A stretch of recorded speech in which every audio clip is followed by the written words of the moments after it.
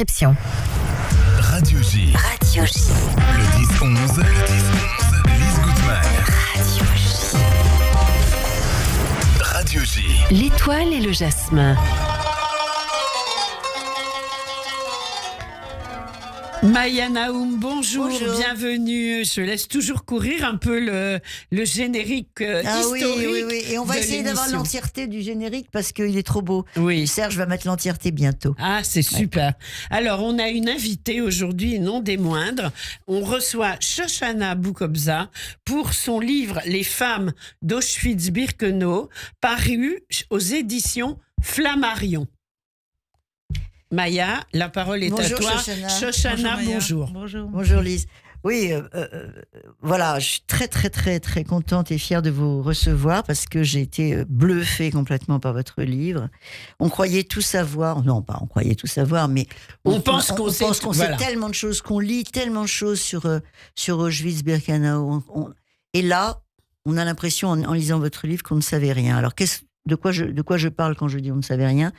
C'est que c'est le point de vue de ces femmes, c'est-à-dire toutes les actions des femmes d'Auschwitz, l'héroïsme, tous les petits gestes, tout ça des femmes d'Auschwitz, on ne connaissait pas.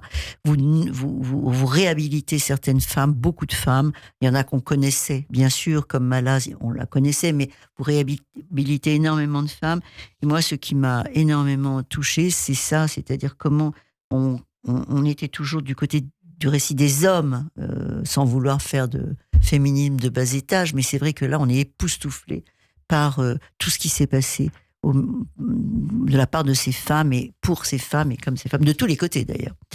On vous connaissait évidemment romancière, on avait, enfin en tous les cas moi, j'avais adoré certains de vos livres, et vous êtes aussi documentariste. Et là, vous nous livrez un récit qui est absolument... Je préviens nos lecteurs et ceux qui regardent l'émission sur YouTube, il est très gros, il fait 600 pages. Mais d'abord, on n'est pas obligé de le lire tout d'un coup, on peut lire par morceaux.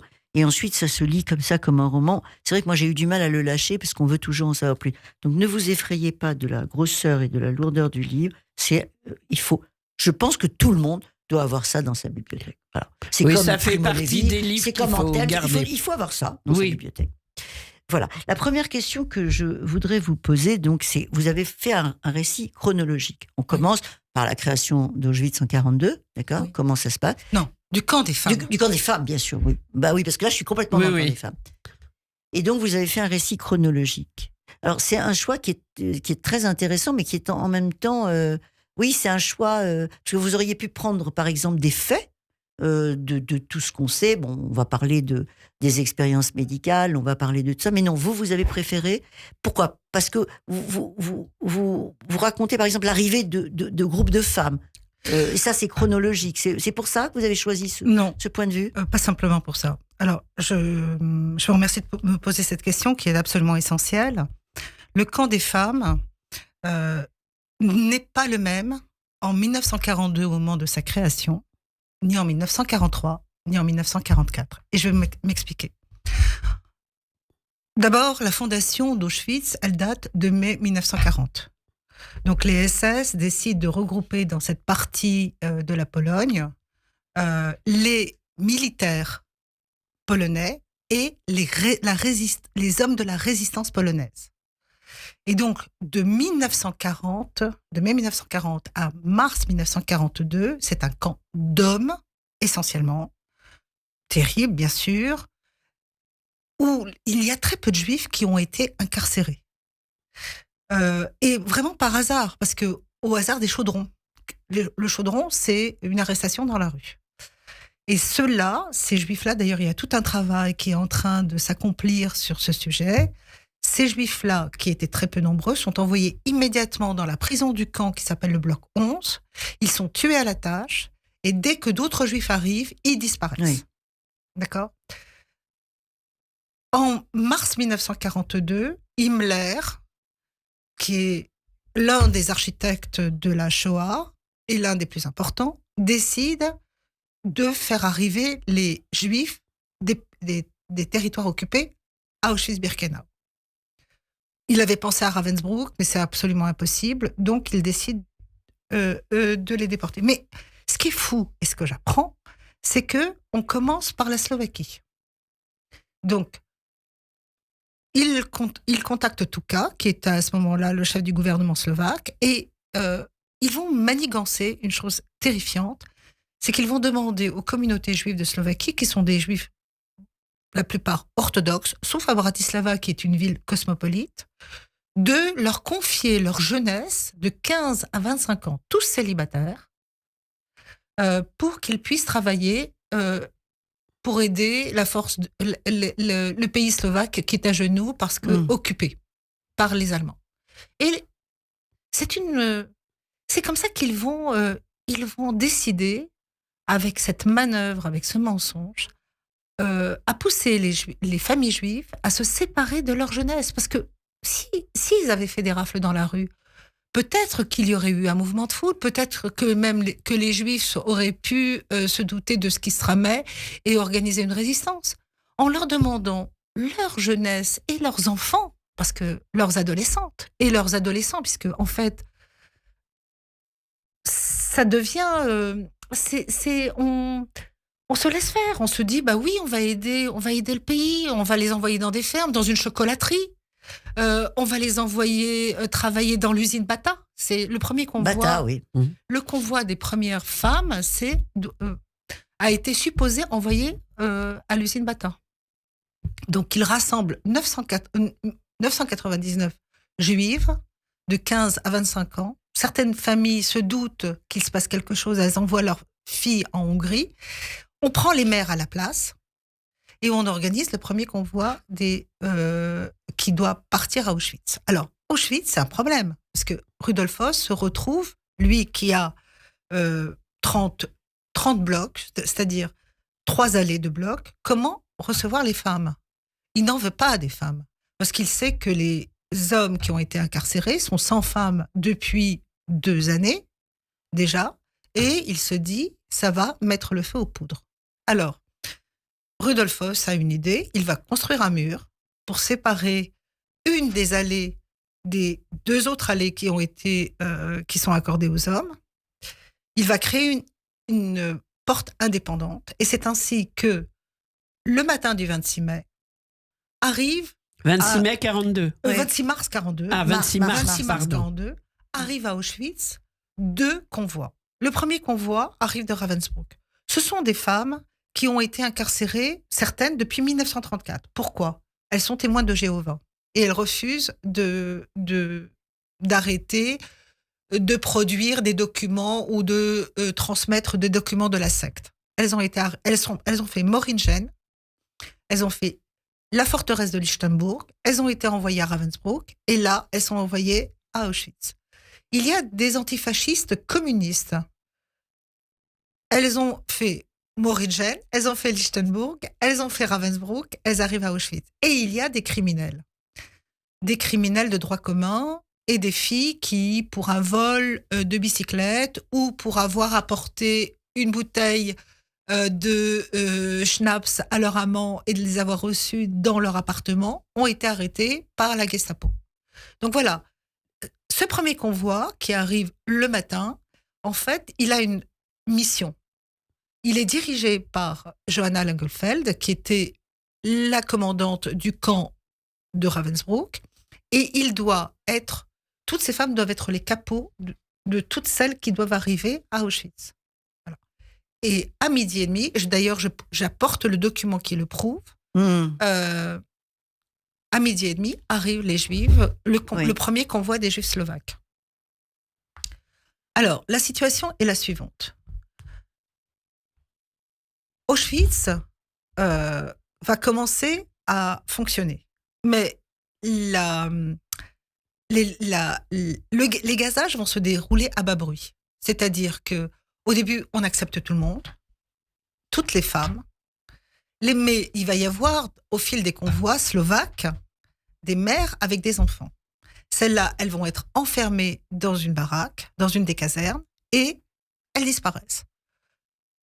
Les Allemands antifascistes vont essayer de prévenir les Juifs en leur disant « Attention, elles sont tuées, et même elles prononcent le mot de gazer. Et j'apporte le témoignage d'état d'une petite de 16 ans, Etta Zimmerspitz, qui travaille dans le Canada où Rappelez-nous ce que c'est que le Canada. Ce sont des chiffonnières qui ouvrent les valises. Il faut savoir que l'Allemagne est sous les bombes des Anglais. Et donc, on a besoin de vêtements, on a besoin de layettes, on a besoin d'accessoires. Les valises des Juifs vont servir à renflouer les familles allemandes qui ont besoin de vêtements. Donc, ces chiffonnières-là vont commencer par renifler les vêtements. Elles essayent de sentir l'odeur du gaz, parce qu'elle est caractéristique, cette odeur de gaz. Et elles ne la retrouvent pas. Et donc, elles pensent au début que c'est un vaste mensonge, jusqu'au moment où les faits vont arriver. Donc, en fait, la première installation des femmes se déroule dans le camp d'Auschwitz, et très vite, elles sont rejointes. Donc, et c'est important, le matricule. Au début, elles ne sont pas tatouées, les femmes. Elles reçoivent juste un morceau de carton. À quel moment elles sont tatouées alors justement, je vais le dire. Donc, elles reçoivent un morceau de carton avec leur matricule. On sait qu'à partir de 6800, les résistantes polonaises arrivent. Et elles sont suivies ensuite par les convois de France. Le premier convoi de femmes déportées de Drancy, c'est le convoi numéro 3, dans lequel il y a une femme très importante qui s'appelle Raya Kagan et qui va écrire, juste après la libération, un livre très important, qui s'intitule « Les femmes dans l'enfer d'Auschwitz-Birkenau ». Voilà, qui a été traduit il y a 2 ans par Serge Klarsfeld, mais moi je l'ai lu en hébreu, et évidemment, puisque en fait, en travaillant sur les archives, j'étais obligée d'essayer de traduire tout ce que je pouvais trouver. Alors justement, à partir des archives, des témoins, comment est-ce que vous avez procédé ? Alors, donc, je termine juste sur les emplacements. Ensuite, le camp des femmes va se déplacer à Birkenau. Là, en août 42, là, elles vont être tatouées. Et il va y avoir ensuite un dédoublement du camp des femmes. Il va y avoir 2 camps, et j'explique pourquoi. Et c'est très important, parce que jusqu'en avril 43, toutes les Ariennes sont gazées, sauf les Allemandes et les Autrichiennes. Mais Himmler va donner un ordre, les gazages, c'est terminé pour les femmes ariennes, et donc il faut les caser. Et donc on crée un camp hôpital. Elles vont y mourir, ces femmes. Elles sont laissées sans soins. Mais elles ne sont pas envoyées au gazage, il y a une sélection naturelle. Et enfin, il y a un 3e camp qui va s'organiser lorsque, en mai 1944, les Hongrois arrivent, et donc il faut caser ces milliers de femmes hongroises qui vont être laissées sans eau et très peu nourries dans ce qu'on appelle le B3, c'est-à-dire le Mexico. Pourquoi le Mexico ? Parce qu'elles vont être laissées nues, et ce sont les hommes qui vont leur envoyer des couvertures par-dessus les grillages, les clôtures. Elles vont y faire un trou. Elles vont enfiler cette couverture par la tête. Ah oui, ça fera comme un poncho. Comme un poncho. Le camp devient le camp Mexico. Donc, c'était très important de comprendre que l'organisation du camp des femmes va subir des transformations. Voilà pourquoi vous l'avez fait de façon chronologique. Et ça, vous m'éclairez, parce que c'était un choix d'écriture qui était très intéressant. Donc voilà pourquoi, et c'est ça et ça nous aide beaucoup dans la. Moi, je me rappelle, je faisais des petits schémas quand j'ai lu, avec les dates, parce que comme ça me faisait des problèmes. L'arrivée des filles de Ravensbrück, l'arrivée des Hongroises, etc. Et ça, c'était très chronologique. Donc on y est, enfin, à moins que vous ayez quelque chose à rajouter. Non, Lise m'avait posé une question. Oui, j'ai posé une question. Il y a tellement de la choses à rappeler, dire, mon s'il vous Dieu. plaît. Oui, la question que j'ai posée, justement, c'est comment vous avez procédé à partir des témoins, des documents, etc. 6 ans de travail, 7 ans de travail. 6 ans de travail, c'est énorme. Donc, ça, c'est une question extrêmement importante. En 2015, je tombe sur un petit document qui raconte que 4 femmes ont été pendues en janvier 1945 pour avoir apporté de la poudre explosive aux Sonderkommando et avoir aidé le Sonderkommando à faire sauter les crématoires. Je publie ça sur Facebook. les clics arrivent très vite. Personne ne connaissait cette histoire. Mais non. Personne. Mais donc, je me dis, mais enfin, là, il faut chercher quelque chose. Comment je vais procéder? Parce que Auschwitz, je connais. J'ai été 2 fois à Auschwitz-Birkenau. J'ai filmé Auschwitz-Birkenau lorsque j'ai fait le film sur Thérésine et sur le bloc 31 des familles tchèques. Mais où ça se passe? Comment on comprend cette histoire-là? Donc, je me suis dirigée évidemment vers les vidéos de Spielberg et de l'USHMM, et j'ai commencé à écouter des femmes, en essayant de voir qui pouvait me parler de Rosa Robota, la chef du réseau des femmes Quel personnage. de la poudre explosive. C'est compliqué parce que chaque femme, dans ce camp qui devient mais vraiment immense, on lui demande de ne parler que des choses qu'elle a vues et des choses dont elle peut témoigner, et pas le oui-dire. Donc en fait, nous n'avons qu'une petite parcelle de l'histoire, et c'est pour ça que c'est compliqué de comprendre ce qui s'est passé dans ce camp.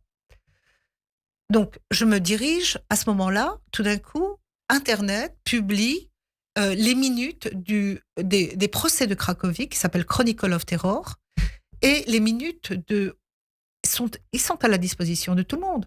Les minutes du procès de Francfort et les minutes de Bergen-Belsen et les minutes de Nuremberg. Et je me dis, allez, vas-y, traduis-moi tout ça. Et donc, c'est pour ça que ça a été aussi long. Donc, j'ai traduit toutes les dépositions. Je les ai classées. Chaque fois que quelqu'un me disait, je suis cuisinier, j'ouvrais un dossier cuisine. Quelqu'un me disait, j'ai été au Canada, j'ai travaillé Canada, etc. Secrétaire. Et donc, enfin, peu à peu, l'architecture du camp des femmes et des hommes commence à apparaître et à se dessiner. Au fur et à mesure des dépositions de ces grands Témoignages. procès qui s'organisent, bien sûr, avec Eichmann.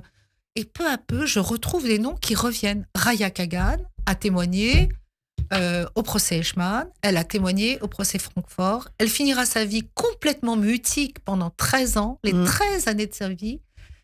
Dernières années de sa vie, elle ne parlera plus parce qu'elle a témoigné à Francfort et elle a vu que Schaubert, le SS Schaubert, qui était son responsable, il est libéré, tout simplement.